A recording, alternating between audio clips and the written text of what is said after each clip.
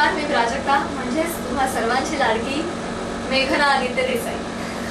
As a kid तुम्ही एका commercial प्लॅटफॉर्मवर आलात, ते पण सिरियल होता क्या मस्ती क्या धूम, त्याच्यामध्ये तुम्ही जिंकलात पण. तर तो एक प्रवास कसा होता?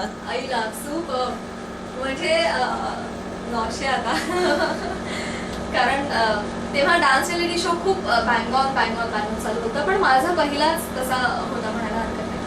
आणि त्याची फुल हवा झाली होती आमच्या स्कूलमध्ये. कारण एकतर माझ्या शाळेतून हिंदी टेलिव्हिजनवर दिसणारी मी पहिली मुलगी होते, दॅट टू सोनाली बेंद्रे वगैरे फुल हवा होती. आणि तेव्हाच राज फिल्म रिलीज होत होती आणि दिनो मोरियो त्यावेळेस जज होता त्यावेळेस, आणि मी ती जिंकली होते स्पर्धा. सो सगळ्या शाळेमध्ये चर्चा होती की बास प्राजक्ताचा एपिसोड गुरुत्री वगैरे वगैरे. सो खूप छान एक्सपिरियन्स होता. आणि तेव्हा जेव्हा मी मुंबईत आले होते तेव्हा कधी वाटलं नव्हतं की आपल्याला मुंबईत राहावं लागेल.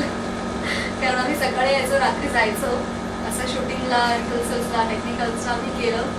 पण तो पण एक्सपिरियन्स मिळत. सोनाली बेंद्रे त्यावेळेस मला खूप आवडली होती, कारण एक असा किस्सा मला आठवतो की डान्स करून मी दमले, जेव्हा घाम वगैरे लगेच येतो, तर डान्स झाल्यानंतर इमिजिएटली ती येणार होती आणि आम्ही कन्व्हर्सेशन करणार होतो. तर काहीतरी टेक्निकल प्रॉब्लेम झाला म्हणून 5 मिनिटं थांबलो होतो. सो डान्स झाल्यानंतर मी तिथेच स्टेप्स होत्या तिथे बसले आणि मी धापा टाकत होते. तर ती त्या कोचवर एक बसली आणि तिकडून आली, ती पोलो खात होती. ती मला एक पोलो ऑफर केली की हे तू दमलेस असं वाटते, मला पाणी सांगू का?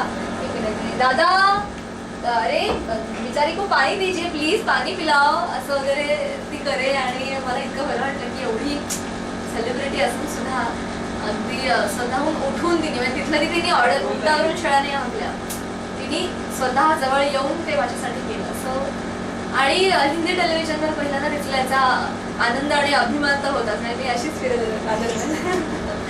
मजा आली.